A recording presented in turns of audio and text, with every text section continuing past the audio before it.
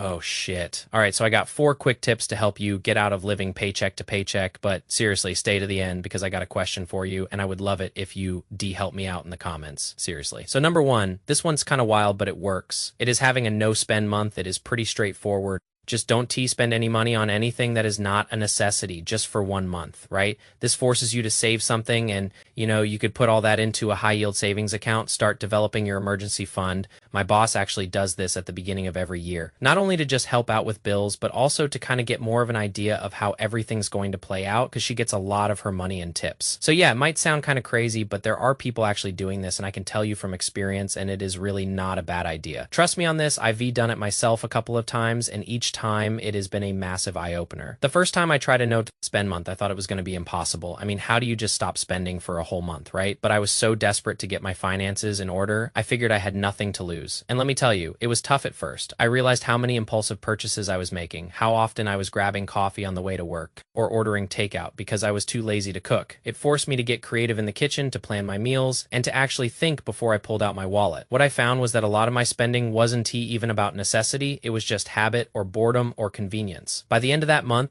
I had saved a significant amount of money that I genuinely didn't think I had. More importantly, it completely reset my relationship with spending. It made me appreciate what I had, and it taught me the power of delayed gratification. Now, I don't do it every month, but I do it whenever I feel like my spending is getting a little out of control, or when I have a specific savings goal I want to hit quickly. It is like a financial detox, and it is surprisingly effective. You realize how much you can actually do without and how much money you can free up when you are intentional about your purchases. Give it a shot, even if it is just for a week to start. You might be shocked at what you learn about your own spending habits. Peace. Number 2 on the list is setting up an automatic savings plan. So as soon as you get your check, a portion of your money will immediately go to savings. This will help curb lifestyle inflation, and it really just help you practice living with less money. In a similar vein to that, you could also try setting up an Acorns account. I've never used them, so I can say they work or not for certain, but you could try them, or maybe another company like them, to just invest extra money as you are spending it. So you at least be saving something again without really putting too much thought into it. It is like sneaky savings. This one for me was a game changer.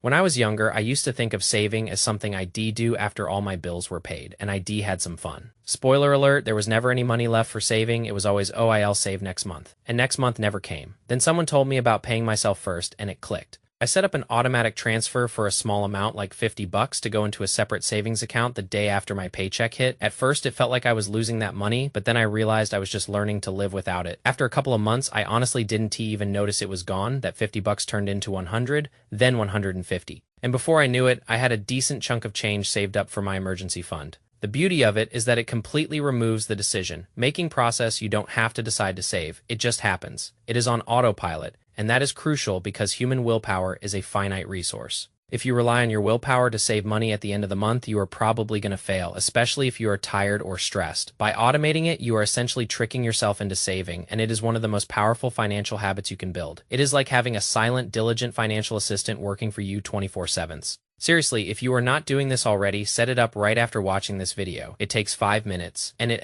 change your financial life. I promise. Number 3, the killer of a lot of people, don't be a victim to lifestyle inflation. Just because you make more money doesn't mean you need to spend more money. It is that simple. Peace, I know. It sounds too simple to be true, but seriously, I fell into this trap myself. You get a raise, you think, oh, I deserve to upgrade everything. Next thing you know, you are buying a fancier car, a bigger apartment, going out to eat more. And guess what? You are still broke, just with nicer stuff. It is a vicious cycle, and it is so easy to fall into. When I first started making a bit more money, I thought I was hot stuff. I started eating out more, buying clothes I didn't need, and suddenly my savings account wasn't looking so hot. It was a rude awakening. I had to consciously tell myself, dude, you are making more, but that extra money needs to go to your future, not your immediate gratification. It is a mindset shift, but it is crucial. Every extra dollar you earn should be put to work for you, not just disappear into the abyss of unnecessary spending. Think about it. If you can live comfortably on your old salary, why would you inflate your lifestyle just because you have more coming in? That extra cash could be building your emergency fund faster, paying off debt, or investing for your future. It is about being intentional with your money, not just letting it flow wherever. This was a huge lesson for me, and honestly, it is one of the hardest habits to break. If you don't catch it early, don't let your income dictate your spending. Let your financial goals do that. I've seen so many friends, good people, get caught in this. They work harder, they get promotions, they earn more, and instead of feeling more secure, they feel even more stressed because their expenses have just kept pace or even outpaced. Their income, it's like being on a treadmill that keeps speeding up. The key is to consciously resist the urge to upgrade your entire life every time your income increases. Maybe you allow yourself one small treat or upgrade, but then the rest of that new money goes directly into savings, investments, or debt repayment. Future you will thank you. Seriously, imagine getting a 10% raise and putting 8% of that directly into your retirement account. That is how you build serious wealth over time, not by buying a bigger television every time you get a bonus. It's not about deprivation, it's about smart allocation and understanding what truly brings you long-term security and happiness versus fleeting satisfaction. Number 4, pay off your debt. I know. I made that sound simple, and I am not trying to diminish your problems or anything, but not everyone goes as hard as they should be or could be in regards to paying off their debt. Both the snowball method and the avalanche method work really well. I prefer the avalanche method. You could just look into those and try those out. When I was in my early 20s, I had some small debts, nothing huge,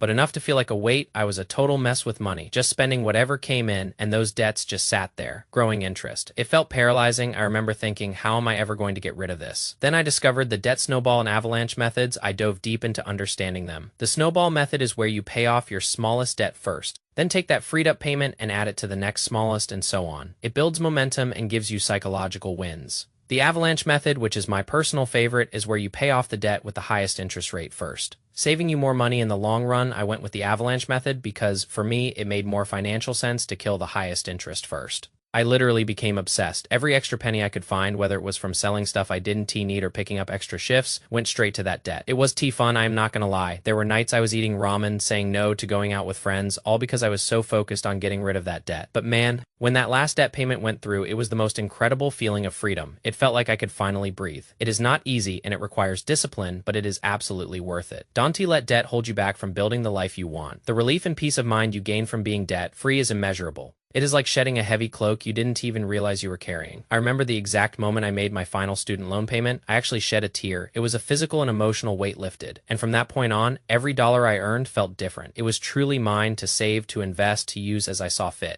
Without the looming shadow of interest payments, debt is a huge barrier to financial freedom, a massive drain on your resources. If you are serious about getting your life together financially, tackling your debt needs to be a top priority. Don't underestimate the mental burden it carries either. It frees up so much cognitive space when you don't have to worry about minimum payments or rising interest rates. It allows you to think about your future, to plan to dream instead of just trying to stay afloat. So research those methods, pick one that resonates with you, and go all in. It's a marathon, not a sprint, but every step forward is progress. So obviously, I can make an end, all video that caters to everyone. I just wanted to make a quick video to give some tips. But as much as it may suck to hear, and I am not trying to be mean when I say this, but a lot of people know exactly how to get out of their cycle, but they just choose not to. And for me, I think you got to pick your poison, either live semi-comfortable paycheck to paycheck or live pretty crappy for a little while in order to get ahead. But I know some people might actually be struggling. And for the portion of people who honestly and wholeheartedly are trying their best and just simply maybe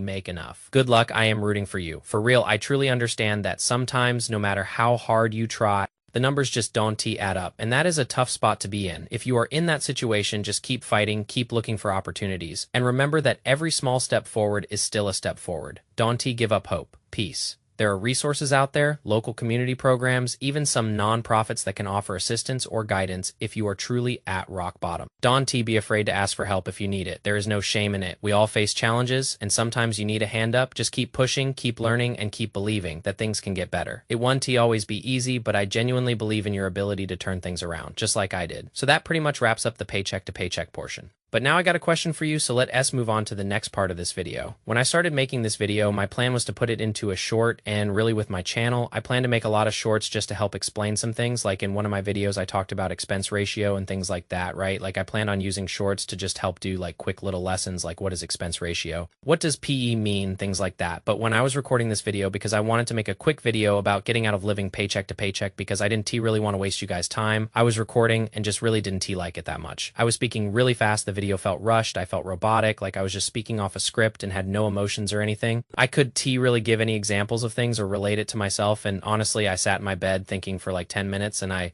didn't even know if I wanted to do it or not because I don't know if shorts are on brand with this style of video, like the old COD commentaries. But yeah, just let me know what you guys feel about that if anyone ends up watching this. I don't want to make you guys feel like I am betraying you or anything, but I do love to give out, quick little tips on things. What do these things mean? How does this do this? Whatever, just so I am not really wasting time for the sake of making a long form video when I could just explain something quickly. You know what I mean? So just let me know. Maybe we could start making some shorts, maybe not. I don't know. It is all up to why. All for real. I am open to whatever you guys think would be best for the channel. Your input really matters to me, so hit me up in the comments. Let me know what you prefer to see. I am torn, honestly. On one hand, I see the appeal of shorts. They quick, digestible, and great for grabbing attention, especially for those little tidbits of financial knowledge, like a 60-second explanation of compound interest or how to read a stock chart. That could be super useful and efficient. But then there is this style, this longer, more personal narrative where I can share my stories, my struggles, and really connect with you guys on a deeper level. It is where I feel like I can give real context and explain the why behind things, not just the what. I want to build a community here, not just spit out facts. So my dilemma is, can I do both without diluting the brand, without confusing you guys? Would a mix of long-form storytelling videos and short, snappy educational clips work? Or would it just feel disjointed? I don't want to become just another talking head. I want to be that friend, that older brother figure who has been through it and is just sharing what he learned, So really let me know what you think. Is there a balance that would work, or should I stick to one format that you guys prefer? Your honest feedback is gold to me, so don't hold back. Tell me in the comments below. Peace.